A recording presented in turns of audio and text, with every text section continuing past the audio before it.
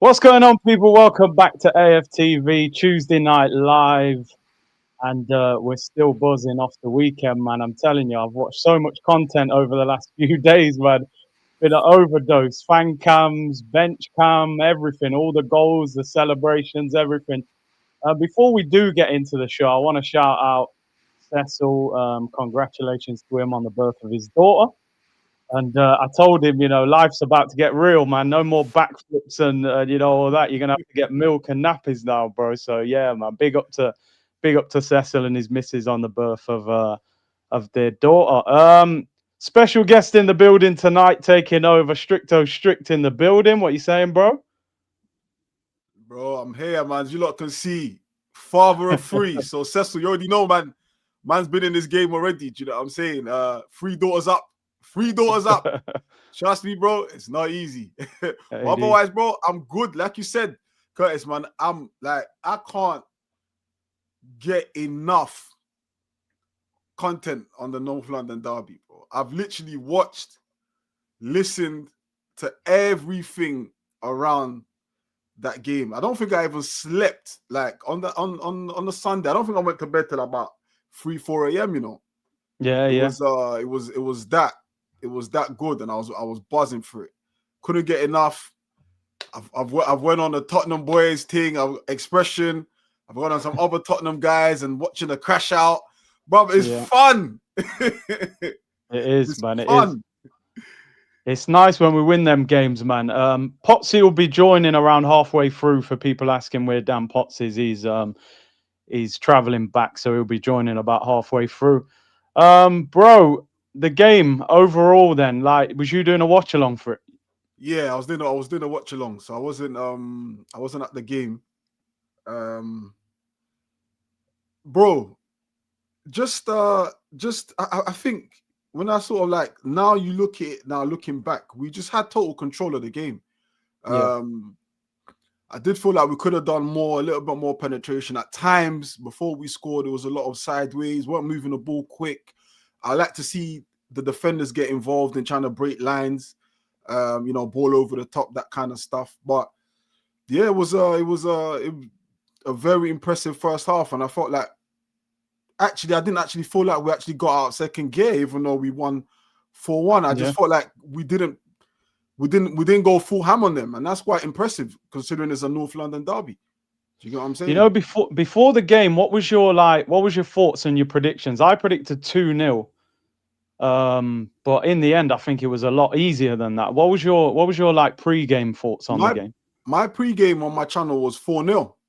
4-0. Yeah, I went 4-0, and reason being, I just had the feeling that with Tottenham, if you score first, especially in a derby, and you score first, I feel like you could just go build on it. The crowd behind the boys, like, yeah, I just felt like it would go from 1, 2, 3 and wouldn't stop. And obviously, like, I was so vexed when they scored. Bro, I think I was more vexed we conceded that 1 goal than I was happy we scored 4 goals. Wow, that's worse than me, I think. I was vexed with the goal, though. I'll be honest, I'm still livid about that goal. Because they didn't deserve nothing, Curtis. They didn't deserve absolutely nothing. And I'm not just saying it from an Arsenal point of view.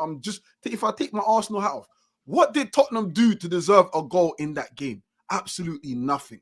You know, Zubimendi lost the ball in the middle of the park, and Raya got chipped or got lobbed. That was literally all they had in that game. Yeah. Who are you blaming for the goal? Because I've heard people. For me, it's Zubimendi. It's Zubimendi. Yeah. It's Zubimendi all day long. Raya, you can't really blame Raya, because Raya's in a position where he's supposed to be with us in transition. He's not going to be on his goal line. That's not how it works. With us in transition, Raya's got Saliba. He's got so many passing options.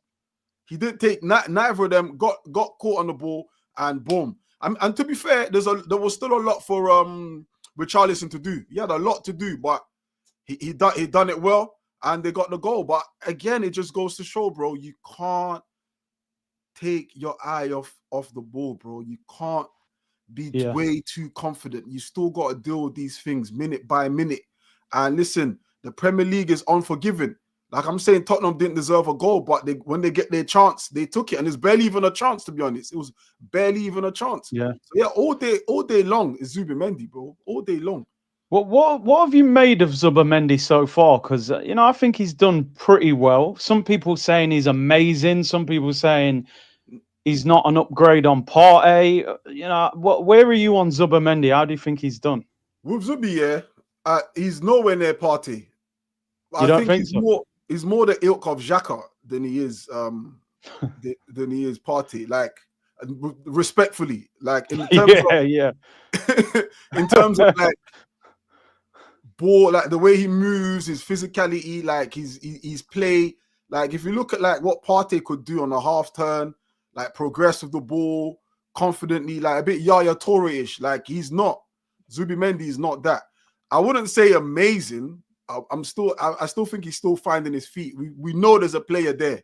We know there's a player there, but I wouldn't go as far as saying like, yeah, this, he's been amazing. I mean, there's games where he's disappointed me. Like the North London derby was one. There was another game, I can't remember. Like I had deep disappointment in his game, but again, I still think he's finding his feet. It's a new midfield. You also got to remember, like the midfield, we're not even sure how the midfield is. Like that's probably the one area that's still no one other than Rice. No one's really. We don't know. Is it an Eze? Is it an Odegaard? Like it's still a bit. Do you know what I mean? It's still a bit blurry on that side. But I do believe he's a player. But right now, I wouldn't go as far as saying like he's been amazing. Somebody asked me a question yesterday on my show and said, "Who's been Arsenal's best signing of the season so far?" Based upon, I know we're in a bubble and we're going to talk about the guy. I can see what that smile means already, right? Yeah, everybody's got that same smile I'm gonna at the moment. surprise you. Yeah. Oh, are you gonna say someone else? You. Okay, go on. Who's been our signing of the season then so far? Okay, technically, we've signed him to bigger wages. Oh, no. Man's talking about new contract. I mean, technically, bro, has to be Trossard. But if you're saying out of the new guys that have come through the door, yeah, that is interesting. Then I suppose Eze, isn't it? Well, this is what I'm saying. A lot of people, we were talking about Zubimendi and people were saying he's been the best signing just because of he's played the most games, he's settled in reasonably quick. Yoker has been injured. Mosquera and Capi haven't really played that much. Kepa hasn't played that much. Eze, if we're being honest, before the derby, we were a bit like, we need to see more. And then obviously, he went mad. And we're going to talk about that for probably about 15 minutes. But this is what I'm saying. Some people saying Zubi hasn't been that great, but then people are saying, well, he's been the best signing of the season. So how are they measuring that? What's the metrics for that? Because I'm interested to know. Well, like I said, the conversation was sort of, Gyökeres has done well, but hasn't ripped up the league yet. He's settling in and he's injured. Mosquera and Capi haven't really started that much. Kepa hasn't started that much. Norgard's hardly started. So effectively, it's maybe out of Eze and Zubimendi. And people are saying, Zubimendi consistently has been the most effective since signing. But what would you go for? Who would you say? Nah, I marked Zubimendi down. The free kick at Anfield, where Szoboszlai scored from, that was his. Yeah. That was his error. And then the North London derby, again, that was his error. I'm like, nah. Listen, it's easy to highlight Eze because he had a good North London derby, but also you gotta remember like the assist for Martinelli. For Martinelli, the assist for Gyökeres, the League Cup goal. Yeah. And then the hat trick could have 4. I think it has to be Eze. I think like Eze has had moments, but good moments, and I think that's where I think you can draw the line. He's had good moments. Zubi has had bad moments. Like I remember tearing my hair out at that free kick because he was so badly positioned, almost went to sleep, and who did he bring down again in that game? I can't remember. What game? The Liverpool game, was it? Liverpool game. Oh yeah, when Szoboszlai scored. Yeah, I Yeah. think it was Curtis Jones. He went to sleep. Let Jones go past him, and before you had to bring him down. So like, yeah, moments like that. So I think that Eze, I'm not going off of the game, but he's had some big moments. He's had some big moments, and we can't even ignore that. And then of course, like for England as well. I mean, not that that matters to me, but he's been built. He's been building. I think. I can't see Zubi, bro. I can't see Zubi. I can't see it. Do you know what? I don't want people to take this in the wrong way. I think it's a positive discussion because we've had other summers where you're like, we ain't bought no one. Like there ain't even no conversation. You know what I mean? Like at least we're looking at a group of quality players and picking out who the best one is. Listen, let's start the conversation. There's only one person that we need to talk about. Like I've put him on the green screen. You know what I mean? It's like that. I don't know about you, bro, but I think that is one of the best performances, attacking performances, that I've seen from an Arsenal player for years. Like I said, it's probably Aubameyang in the cup final. Where a player, where like bro, from the first minute, he's scooping the ball over the defender's head. Yeah. Rice could have scored. He done a 360 and nutmeg that guy towards the end. Scored 3, could have scored 4. All 3 of the goals were quality as well. The amount of times I scream at that camera and say, Odegaard, shoot, shoot, shoot. And you know what I mean? He don't shoot. 3 goals from the edge of the box. I just think that was liftoff for Eze. Like, that's his career at Arsenal just going bang. Like, what did you make of it? I saw some of your goal reactions as well. Like, listen, it was madness. You know, one thing I was so impressed with his goals, right? One thing I took from it, they all look like shooting drills in the training ground. Literally look like shooting drills. Like he's first, especially his second, like where he's just put it in the only corner he could, given the space and the time he had available to him. Like that.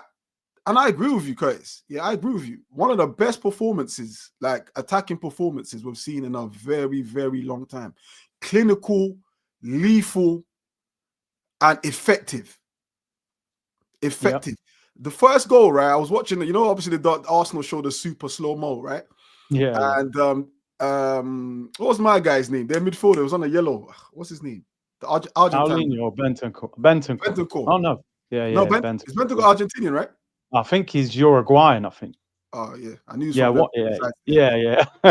So so the first goal, if you watch it in super slow-mo, if Eze could have gone down for a pen, Bentancur's totally missed the ball and he's got Eze's feet, but Eze sort of like, because he's gliding and he's determined to get his shot off, like gets himself in a good position to let the ball off. Like it goes through whose leg does it go through? Van der Ven's legs. Like, yeah, bro, I'm telling you, I think that is the liftoff for Eze now. Like, he's given us what we want. He's given us what we expect of him at the big stage as well. At the big stage. This ain't no someone can pull this back and say, oh, well, it was against Forest. Oh, well, it was against Leeds. This is at the big stage. He done it against Crystal Palace. He's getting to the stage now where it had to be him. It just had to be him. He's getting that the Crystal Palace game. Oh, it just had to be him. The Tottenham game. Oh, it just had to be him. So now we're waiting for other games now where, it just had to be him. He has to carry that on now. He's given us a taste. Pause. He's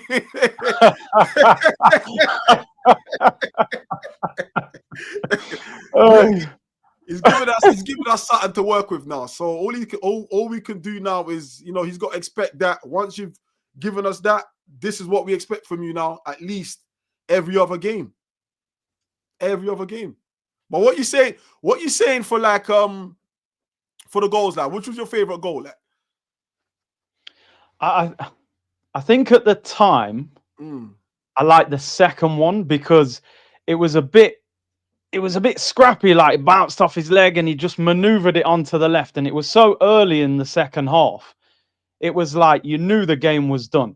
Yeah. But in the context of it, as you can see on my green screen, I love the third one because Destiny Udogie, all games trying to be mad aggressive, this, that, the other, and the fact he just slipped on the floor, and you know what I mean, and look at Eze just looking back at him like, bro, relax yourself, man. This game ain't for you. You know what I'm saying? So I think in the moment, the second one, because it was so early in the second half, but the third one was just, I went crazy on the third one, man. It was just mad. What about you? What was your favorite out of the three? I think the one he had the doggy skating. I think I agree with you on that one, man. I mean, that finish, man, and all of it, all calm, Curtis. Yeah, man. Like, they're all calm. There's no like panic. It's all like stroking the ball. He's not funded it. It's just placement. With all of the goals, it's just the right weight, the right place, the right time. Like that's honestly, I think that's my favorite one. I have to agree with you there. Left foot, right foot, inventiveness. Like, bro, we've got a player here. You know, we've got a player here. We've got a real player here. And do you know, another part I like about him as well? He's humble. Yeah.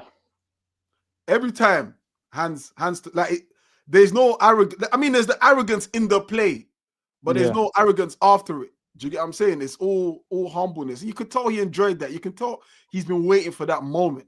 That's exactly the word, composure.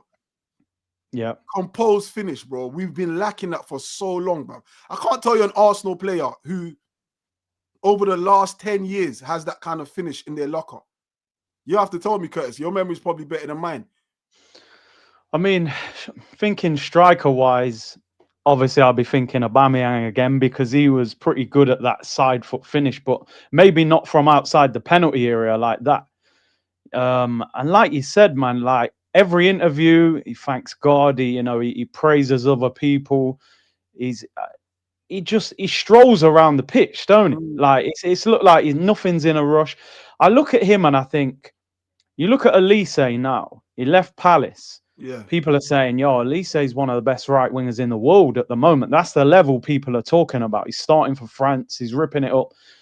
I'm not getting carried away here. I'm not talking about the world, but I'm saying Eze can be one of the best attacking midfielders in Europe if he can keep that sort of level going. If he can score, he's got 4 Premier League goals now. I'm expecting 12 to 15 league goals now out of him.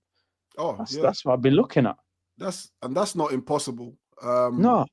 We see it in his play, and I think like the most important thing now, and you know what's crazy, because he's been having these shots.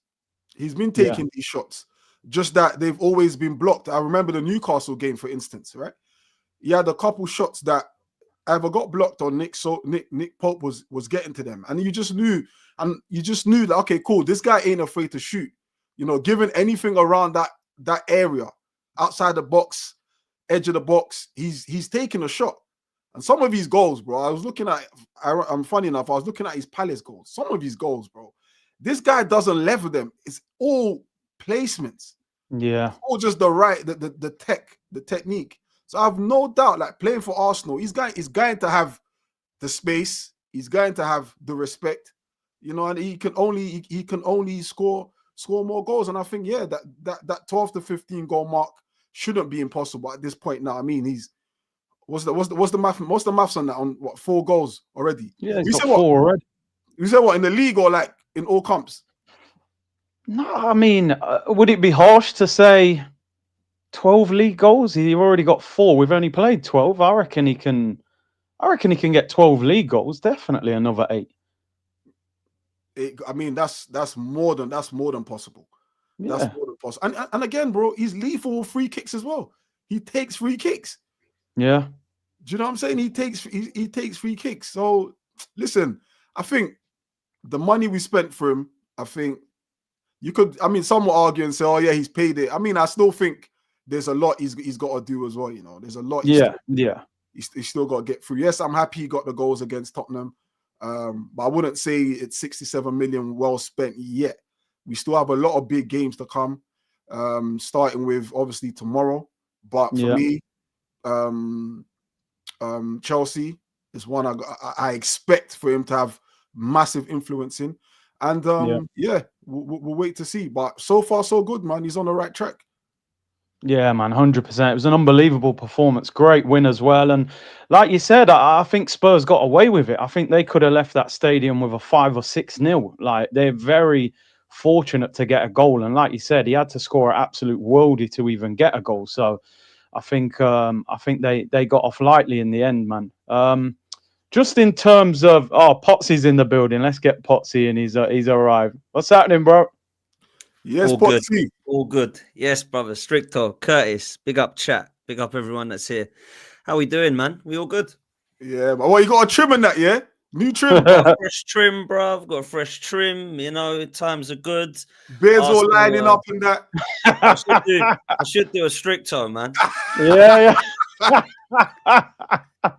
Oh, do you know what? Yeah, everyone's radiant at the moment, innit? You're just walking around with that spring in your step, like, yo, that Eze hat trick walk. You know what I mean? It's just bruv, it's so good, man. Different energy so right good, now. So good, man. Ain't it nice that we're all here in, you know, a good frame of mind? We don't need to have an argument. We don't need to, you know, it's just all, but we just got to continue to build on. Just quickly, obviously, because you just joined, we're just about to move on from the Tottenham game, but just briefly, did you go to the game?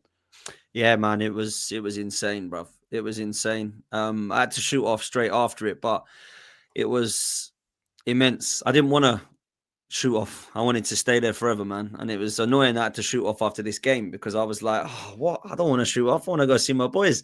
And yeah, it was frustrating, but it was unbelievable. And I look, I don't want to go too much into it because I know you boys have spoken about it in depth, but just very, very quickly, Marino, big up. I thought he was unbelievable. I thought he was everywhere. And I've been saying that this guy can do a job for us up front. And a lot of people have been saying, I want Kai back. I want Gyökeres back. And I've been saying, look, right now, he actually does offer us something. And he's an aerial threat.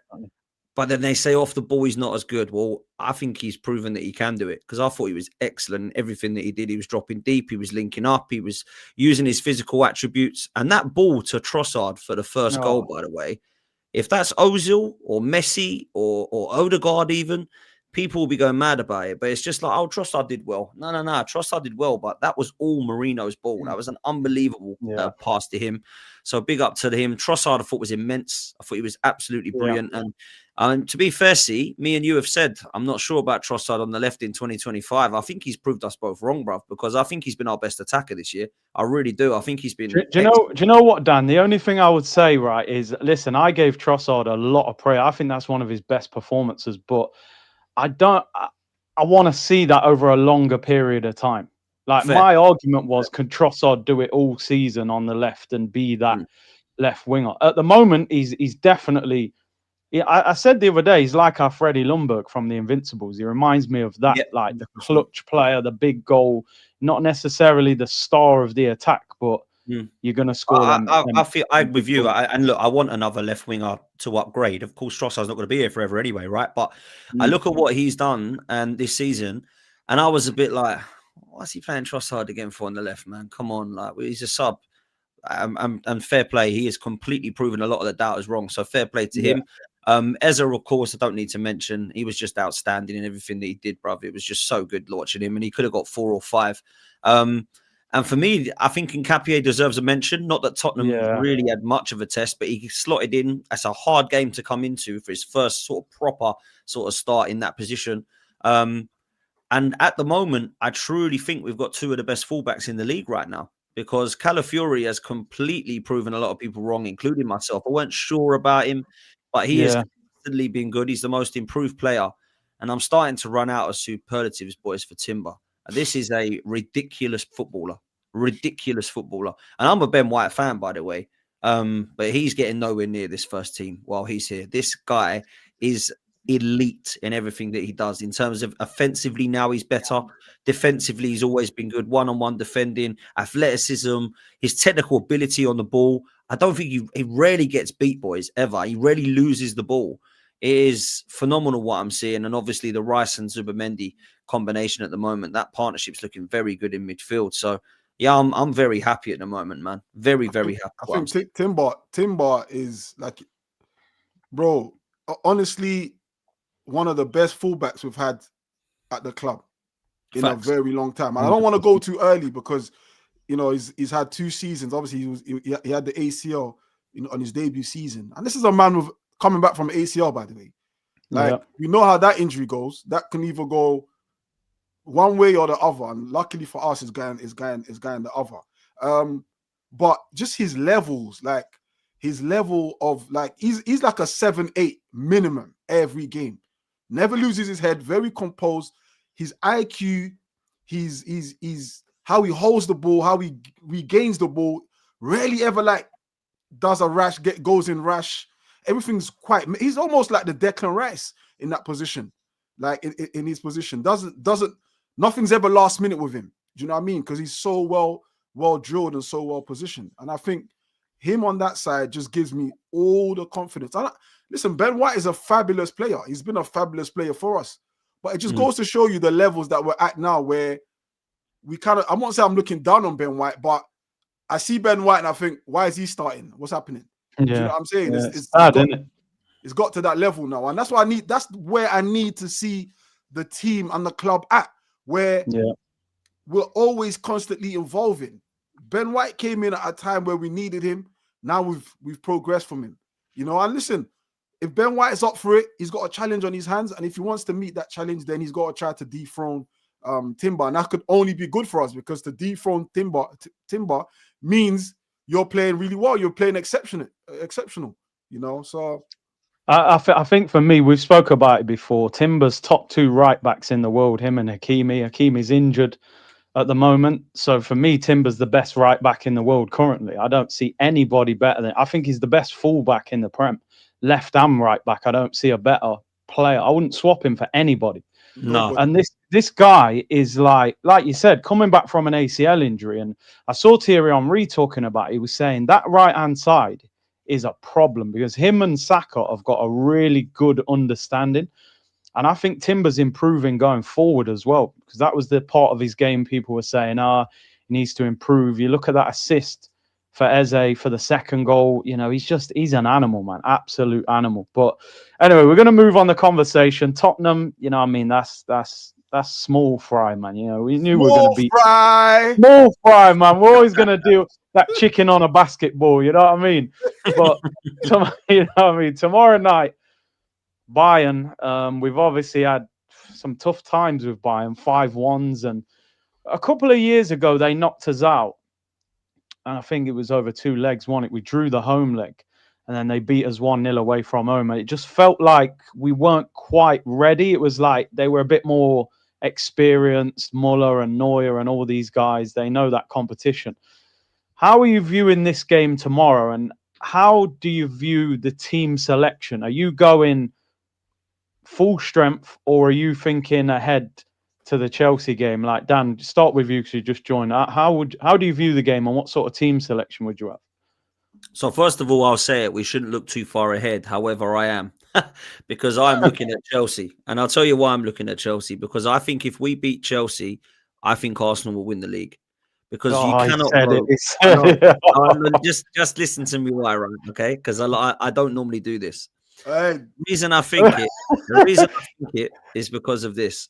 You cannot go 11 points clear of Liverpool, 9 points clear of Chelsea, and 7 points clear of Man City and not win the league. Not with this squad, not with the way that everybody else is falling around us. You just can't do that. So for me, this Chelsea game is massive. We have to win this game. Yeah. And trust me, I've said it. I'll put my chest out if we beat Chelsea. If we don't beat Chelsea, maybe I won't be as confident, right? But I truly believe that when we go and get that head start, I do think that we will be in that position to go and win the league. So I'll say that firstly, which is why now it's leading on to why I believe that is more important than Bayern Munich. It doesn't mean go play the kids and get battered by Bayern Munich. Not at all. I still think we can have an unbelievably good chance against Bayern Munich with whatever side we put out, because I do think the squad's very strong. But I would look to try to rotate. And I don't mean rotate from the start. That doesn't mean that you go and put like your B team out. What I mean by that is take your players off when you need to, so they're fit for the weekend. I'm talking about Declan Rice. I'm talking about Bukayo Saka. I'm talking about William Saliba. The key individuals that you want fit, Julian Timber, we've just mentioned. Use your 5 subs wisely and make sure that they're all raring to go on the weekend. Because what I don't want to do, Curtis, is go and put out your best 11 get a couple of knocks, they're knackered. Take it to 75 minutes. He's still not made any subs because we're still trying to beat Bayern Munich. And then we got a couple that either get a knocks or injured or aren't quite ready to beat Chelsea. I don't want to see that. So we had a great opportunity the other day by having a 4-1 victory to take some players off. It's kept them fresh to go for Wednesday. And tomorrow night, hopefully we'll do that. And then I think that we'll try and do the same. If he plays the team he played against, that played against Brighton in the Carabao Cup, we'll get hammered. Let's be real. Yeah, no, you can't rotate that much. You can't do that much. That's way too much. So as much as I like some of those players, I wouldn't want to do that complete wholesale. So I think we might need to, look, if he wants to make 1 or 2, bring in Lewis Skelly instead of Calafiori if you want, or play, maybe Ethan Nwaneri instead of Eza if you want. Whatever you want to do, that's fine with a couple. But let's not go mad and start bringing 7, 8 players in that are different against Bayern Munich and then wonder why we haven't beaten them. So I think that's what we have to do. The game itself, just very quickly, I do actually think that we can give them a good game, whatever. And I said that earlier. I do stand by that. But actually, at the moment, they're my tip to win the whole thing. I actually think they look so good at the moment, Bayern Munich. Elise is an absolute baller. Harry Kane, enough said. They've still got players of experience and know-how of how to do well in this competition is what I'm getting at. And I do like the way they're performing right now. I think it's going to be a tough game, boys. I really do. I think this one will be tough. But I can't sit there and say that it's not important because I do want to go strong and beat them because it's Clash of the Titans at the top. But at the same time, if I had to hold a draw at this level and then say, let's go and absolutely go ready for Chelsea, I'd take that and rotate so that we're ready for that game because beating Chelsea is more important than beating Bayern Munich, boys. It really is. You know what? I disagree with that a bit, Dan. Go on. I think if you look at the games holistically, and I understand what you're saying in the sense that we are obviously we hold a strong position in Europe right now. We're the top.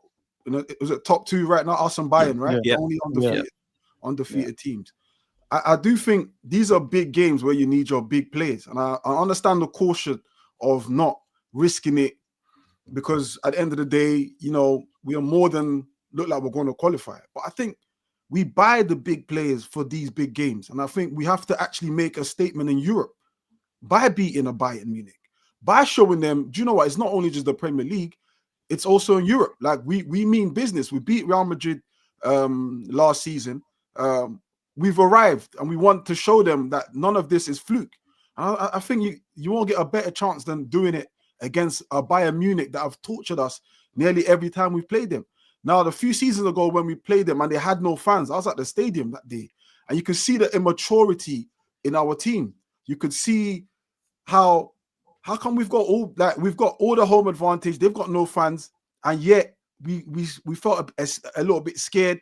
And I remember we had Kivior playing in that game, and there's a lot of factors to why we didn't really achieve what we wanted to that night. But I think I want to see the best Arsenal team, the best starting 11. You know what, Victor? Just quickly, because I do agree with you, but I actually do think you're half agreeing with what I've said because I do think we will start strong, but I think we need to take the 5 key players off at a good time to keep them fresh for the weekend. Now, that doesn't mean you take them off and lose the game, but it means that you protect the players that you want, utilize your squad, make sure that you're rotating correctly. It doesn't mean, play a B team against Bayern and then, it would have been nice to have seen. So I think you will start strong, and I just want them subs to be early enough so they're fresh for the weekend. That's my only point. But I reckon it's I suppose it's minute by minute again, isn't it? If, for example, if we're like, I say 2-0 up, half time, then he can do that. Yeah, you can sort of do that, manage it a bit. But yeah, for me, I'm taking this game as serious as I am with the Chelsea game, because also, like I keep saying, I think winning is a habit you need to maintain, and don't buy any second. Like I was saying to Curtis earlier, I said the Tottenham goal, for instance, like had that game on lock, but because we took our eye off the ball, Tottenham scored, and you could see how much energy that goal gave them. So we have to keep our eye on the ball all the time. And for 1 second, I would hate for us to draw. I want us to win that game because it takes us beautifully into the Chelsea game. Not only that, but it brings a fear factor to Chelsea. If Chelsea lose tonight, of course, Chelsea lose tonight, their fans will be on edge. They don't know what Chelsea's going to turn up. But we are more confident going into the game if we beat Bayern and then have to play Chelsea. So I think that's why I sort of disagree. But I do definitely agree with you that he will start strong. And I do agree that he has to make those changes when necessary.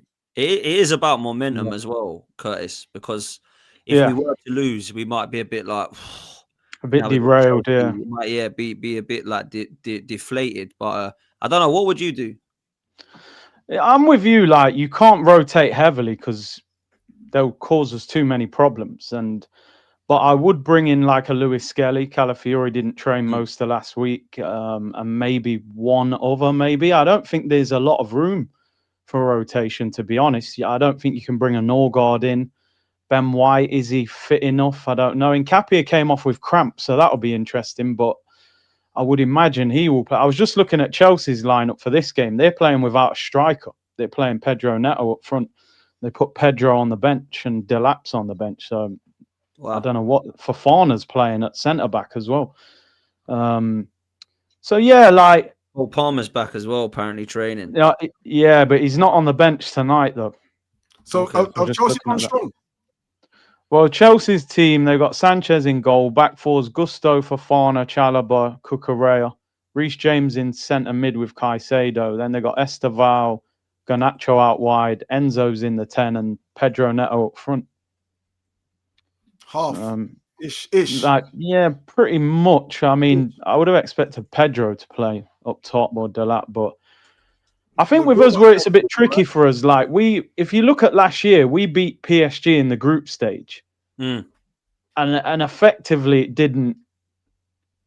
I won't say it didn't mean anything, but it was kind of when it mattered, it was like, we couldn't produce that same performance. We beat Real Madrid, so I do want us to win, and winning is a habit, but I just think he's got to manage the game a little bit better. I thought at 4-1, like I was looking for Declan Rice to come off on Sunday. I thought, get him off. Because I don't know about anybody else. He's the player more than anybody that I don't think we can afford to get injured. Can't replace him, can we? The replacement is not close to him, is he? Norgard's too far. No. I actually think we need a centre mid in January. I'll be honest.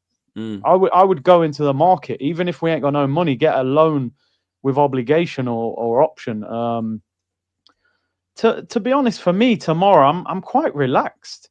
I'm not usually like this. I'm kind of like, I want us to win. I hope we do win. And I think we can beat them, by the way. I don't think Bayern are great in defence.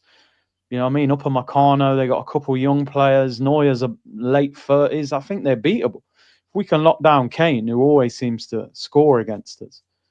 They got no Musiala, they got no Diaz, they got no Alphonso Davies. They got a few players missing as well. So, yeah, Rice is the one for me that we need to wrap in cotton wool. I see Arteta in the press conference said that Odegaard should be back. I was saying, when we have these players back, how do you think Arteta's gonna start acting? Because sometimes less is more. If you ain't got as much, that's my team. We know what Arsenal's team is. When you got Odegaard and Havertz and Jesus and Gyökeres and Madueke, that's where his job almost becomes more difficult. So do you think Odegaard's got to sit down now and wait his turn, or do you fit both him and Eze in the team? How do you think that looks? I used to pray for times like these, bro.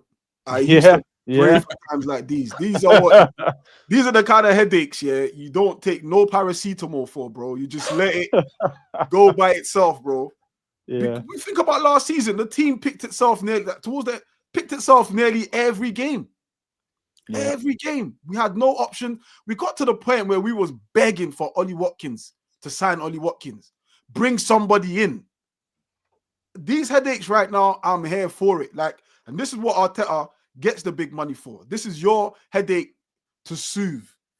If Kai Havertz is back, Madueke is back, if Gyökeres is back, Odegaard is back, Jesus is back, this is a beautiful problem. And I get what you mean, Curtis, when you say sometimes less is more, because you sort of know it's less clouded. Do you know what I mean? But in this situation where what we experienced last season, I don't want to ever experience again, bro. And for me, it's all about having the best available all the time. And that's how you progress. That's how you get to the land of milk and honey. If it means some games, Kai Havertz got to start, cool. If it means Gyökeres has got to start, cool. If it means Madueke's got to start, cool. But at least the option is there. You can look at your bench and think, wow, if it goes wrong here, he can come on. He can come on. Like, there's nothing to really worry about. Because the tail end of last season, I'm seeing players, I don't even know their names, bro, on the bench. Yeah. So this is a great headache to have. I'm here for it, bro. 100%. Yeah, no, it is. It's a great headache to have. And I think one thing he's already done, which he hasn't done in the last couple of seasons, in my opinion, is trust the squad. Because he's kind of had to with the injuries we've had. Like, we've already had 7-8 injuries and people aren't talking about it because the squad's been good enough. Now, we're no longer bringing on Sterling or Reece Nelson or Fabi Vieira or Lokonga or Tavares and all these guys we had to rely on over the years, right? It's no longer Eddie and Nketiah up top. We've got Marino up front. He's better than Eddie, right? So we've actually got some options now. Madueke's come back. Martinelli's come back. Odegaard, we've just mentioned, coming back. Gyökeres and Havertz not far away. Jesus back in training. People have forgotten about some of those players. So I look at it now and I think, this is a really good thing. And to answer your question quickly as well, Curtis, when we come up against Brentford, let's play Eze, Odegaard and Rice. Let's do it. Or let's rest White if you want to and go with Zubimendi as an Odegaard. Let's see what it's like with the 8 and the 10 with those two. Because actually, we don't need 2 holding midfielders against Brentford at home. We shouldn't need 2 holding midfielders against Brentford at home. And that's what we could do, is change and chop and change it up a bit and go with a little bit of that. It might be that you start with Rice and Zubimendi, bring one of them off with half hour and players in Odegaard together. I think we've got the options to do that now. So for me, I think it's a really good thing to try. And I would like to see more of that, because Eze can't be dropped right now. Let's be real, Trossard can't be dropped right now with how he's playing. So we can rotate them, that's different. But in terms of when it comes to that first 11, I think that you have to be fair. And we've definitely got the squad now to start to rotate. So, yeah, I'm with Stricto. It's a good headache, man. It is. Arteta said in the press conference that Jesus is likely to play in a game on Thursday behind closed doors, and said he'll be close to a return after that, which is a boost. I mean, let's be honest, and a lot of people don't like having this conversation, but I think we should embrace this conversation. We need to win the league this season, don't we? Like, do you agree when we say that? Like, I said this is the first time under Arteta that I've felt like we're the best team in the league. The other 3 years, I felt like 2 years we were chasing Man City. Last year, we never really got going. We were chasing Liverpool. We never got near them. This is the first year I've sat here and thought, no one in this league is better than us. Like, Nketiah came in the other day. He could start for most teams in the Premier League, left centre-back. To be honest, he looked that good already. And, you know, you're looking at Odegaard, Gyökeres, Havertz, Jesus, Madueke, Martinelli, half a dozen players coming back from injury, and we're slapping up Tottenham 4-1 with half a team missing. Has this got to be the year that in fact, I've even gone further and said, I think when we do that team photo next season, we might have more than one trophy there. Last season we had Win the Dog at the front of the team photo. Yeah. Next season, I want to see maybe more than one trophy. Like, what are we saying? Is this the year we've got to win something major, man? Surely. Of course it is, bro. Of course. Bro, you just said it. I think the best indicator, right? I think last season on my channel, when I had like other fans on other fan content creators on my channel, and we picked the best starting 11. Like, for example, I done one of a City fan, and more than likely it was always they had more players in the starting 11. You know, now this season, I struggle to put, other than Haaland, right? I struggle to put any other player in our starting 11. Correct me if I'm wrong. Like that's the greatest indicator of how much of a good team we are. Most importantly, guys, we are not. We don't have it's not a game in hands thing anymore. You remember, like all those seasons, City always had a game in hand. Liverpool game in hand. We're not facing that this season. We all have played the same amount of games. We don't have to look behind us no more. They've got to be perfect. All the teams that are behind us have to be perfect. And they haven't really shown any consistency. And we've been the most consistent team, whether it's defensively or whether it's attacking. We've scored second most goals.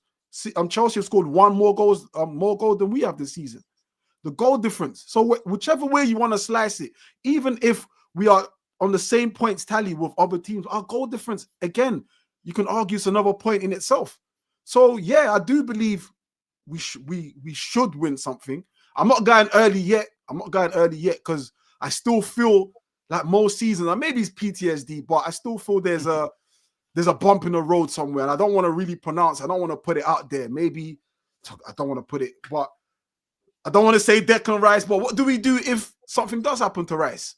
What do we do then? Because I think, like you said, we don't have a player in the squad near his quality. So things like that make me not want to go too early.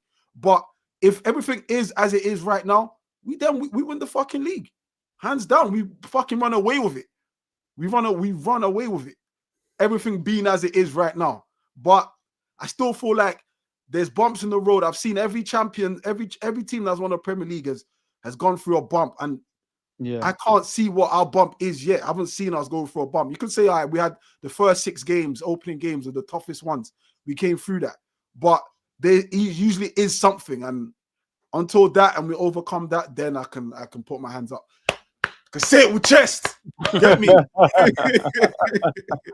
Hey, Dan, listen, I mean, me and you have done a lot of shows together, right? For you to say, if we beat Chelsea this weekend, we win the league, that'll be 13 games into a season. I mean, that is early to be saying that, man. Like, what's making you feel like that? I mean, I'm glad you feel like that, but you know, what's making you feel like that? Yeah, man, I'm surprised. I'm surprised I'm saying it, if I'm honest, because you know, you've done shows with me, I've done shows with you, but we're not always those type of fans. Stricto's probably shocked, man, that I've even said it, right? But when I'm sat there, I truly believe that. Look, I take away how many games we've played from this when I say it, because it's more about how far ahead we will be of the other teams around us. Now, I don't know about you guys, but I see Liverpool losing a lot more games at the moment.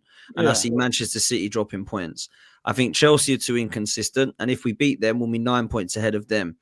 I think Liverpool and Chelsea finishing above us when we are 11 points and 9 points ahead of them is a horrific season. It's a crumble from Arsenal.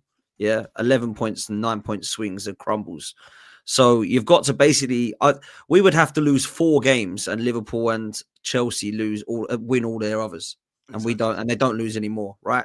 I kind of feel like we'd be too far ahead of them. That leaves just Manchester City, who would be 7 points still ahead of behind us. Now they're the only ones because Pep Guardiola is a magician and Haaland is scary. And they have got Rodri to come back and Foden to be in the mix, and he needs to, and I think will improve. But Manchester City, other than Haaland, the top goal scorer is the brother from Burnley, 2 own goals in the game. Yeah. So Manchester City don't score a lot of goals other than Haaland. They've got to improve on that. Liverpool and Chelsea, I think, have been too inconsistent to be considered title challengers right now. But more it's about what Arsenal are doing. So we've got that lead. The other teams look like they're going to lose games. And the reason I've got some chest and confidence, and will have even more so if we beat Chelsea, is because I look at our squad and I don't really see a weakness, bruv. Like, you know, if we play a rotated squad, let's say he does, and he shocks a few tomorrow, I'm not going to sit there and go, he's crap, he's crap, he's crap, and he's crap. Oh, I hope we do something here. Like, I don't think we've got any bad players. Like in Capio and Mosquera, I didn't know much about, but they've come in and proven they've given me confidence. No, they're good backups. We've just raved about how Ben White has been pushed out the team by an unbelievable fullback in Timber. I rate Ben White. I like Lewis Skelly. I've got nothing to say badly about any of that defense. We go into midfield, and other than being a Declan Rice-ish player light, I kind of feel like we've got an option everywhere there as well, with young players coming through in Dalman and Ethan, as well on top of Madueke and Martinelli, who are now coming back. And then after Gyökeres, we've been playing just beating 4-1 our North London rivals with Marino up top. So I think you've got to look at that and think that squad now is ready. And I don't think there's any excuses. I won't be making any refereeing excuses or red card excuses. I mean, I wasn't making them anyway, but I don't want to be hearing any referee or red card excuses this season or injury excuses this season, because it ain't an excuse. There is zero excuses. We absolutely have to win this league. We have to. The teams around us are crumbling. I think they're going to lose more games. I think Arsenal are going to lose games. Of course I do. But I don't feel like I can say with chest that Arsenal are going to win the league unless we beat Chelsea, which I think we will do. I'm quietly confident we'll beat them. And then I'll say I think Arsenal are going to win the league. Or we might not. I've seen Arteta and this Arsenal side crumble before when we were 8 points clear last time. But this isn't the same Arsenal, I don't feel like, because we're not relying on Rob Holding to come in if Saliba goes down. We're not looking to Smith Rowe to come and do a madness at the age of 19, 20 or whatever it was. We're not looking at Eddie Nketiah to try and bin 4-2 at Stamford Bridge like he did. We're not looking at Reece Nelson to get a last-minute screamer against Bournemouth to win 3-2. This isn't that Arsenal. And I also don't think it's the same Man City. People can laugh and say, oh, it is, but it's not. It's not the Man City that did the treble or the four-peat. You know, so I do feel like if we beat Chelsea and go that far ahead of everyone, I'll get my chest out, Curtis. And I don't normally do that. You know? Yeah. Listen, I like the confidence. It's just for me, like I think Stricto mentioned it, PTSD. Of course. You know, I've seen it 8 points clear. I get what you're saying. This doesn't look like the same Man City. You know, it doesn't. But it's Pep. Pep's never gone 2 years without a title. We hope that changes this season, but even 7 points, that's one bad weekend and you're 4 points, and then you're under a lot of pressure. So I said for Arsenal to win the league, I need us to be 10, 12 points clear. I want it to get to the point where Pep says the league's gone, we'll concentrate on Europe. That's the kind of cushion I want to see Arsenal with. But I hear you. Just quickly, Stricto, what about you on the title? Too early to say we've won it if we beat Chelsea? I think the best way to put it, I think we're in a very strong position. Yeah. And, you know, that's all you can be at this stage is put yourself in a very strong position. We've built a good lead against Liverpool, the holders. We've built a big lead against City. 7 points. It's 7 points to City, right? 7 points, yeah. That's 3 games, right? Chelsea, we've built a 2 game, which, you know, it's good that we're playing them. We can sort of extend it. I think, ultimately, bro, we're just in a very good position so far. And the squad looks strong. We have good control of the games. Adversity, we're yet to face like a guy and 10 men down. Have we had a man sent off this season yet? I don't think so. No, I don't think so. Because we've had control. The biggest adversity I can sort of remember is probably against Newcastle. You know, when a goal down, things didn't look like it was going our way. 10 minutes to go, equalizer and a win. You know, so some questions have been answered. Even like beating all those, getting points back from all those teams we dropped points up against last season.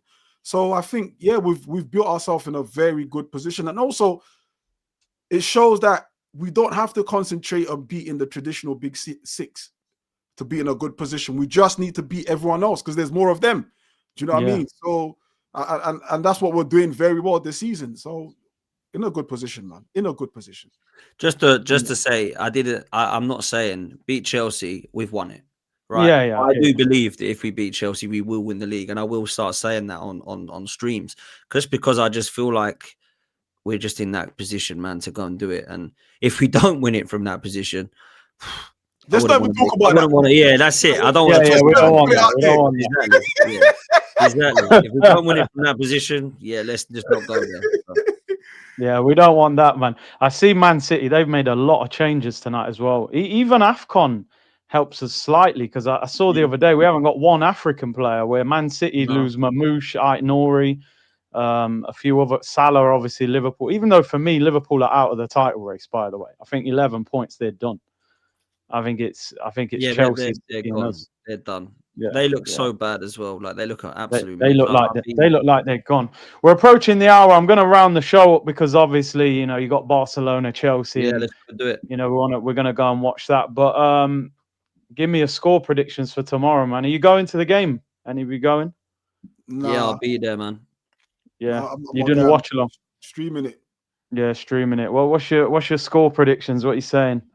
Dan, you want to go first? I'll go first. I'd love to be massively optimistic for this, but I'm actually going to go for a draw. I'm going to go for a 1-1 draw. But I would actually be okay with that because I think they're a very good side. I think we've got to respect them. But I'll go 1-1. Yeah, I respect your honesty. Stricter. 3-1 Arsenal. Wow. Jeez. There's a Optimistic, lot man. of water in this bottle, bro. Hey, listen, Strict. We had a tough international break, man. You know what I mean? Jamaica had the easiest qualifying ever and fumbled it. And then you got Nigeria. I seen you on the stream with Laurie just trolling you and Ty the whole night. You know what I mean? So it wouldn't surprise me if there's something else in that bottle. You know, it's mad. 3-1. Yeah, I'm going for 2-1. 2-1's kind of that score when you think you might win, but you're not certain. It depends how much he rotates, and I think he went strong for Slavia Prague, so I'd expect him to go strong for Bayern Munich. I mean, so, yeah. I'd love to win 5-1 against them, wouldn't you, one time? I'd love to do what they did to us, man. I'd love to, but I can't see it, man. I think it will be a very tough game tomorrow. Very tough. They're a good side. Yeah, it's a good challenge, isn't it? It's what we want. Yeah, it's exactly what is what we, these are the flipping games we want, and I think this squad, this team, are probably more equipped to actually slap Bayern 5-1, irrespective of who they've got. We've already said how weak their defense are. You know, their defense, they will lose. Well, there was 2-0 down in a game in a week. Yeah, there was at the weekend. I had to claw it back. Their defense don't give me confidence. You know what I mean? We'll just have to wait and see. But for me, I think this is the test that really proves what we're like. Do you know what I mean? I think with half-face test, but a European test like this of this magnitude, one of the best European teams out there. Yeah, man, I welcome it, man. Yeah. Listen, shout out to you two for coming on. Make sure everyone hits the like button and subscribe. Make sure you subscribe to AFTV. Subscribe to Football's 12th Man, Dan Pot, Stricto Strict. And obviously, you know where I'm at, Curtis Shaw TV. Big up to everyone, and we'll see you all next time, people. Bless.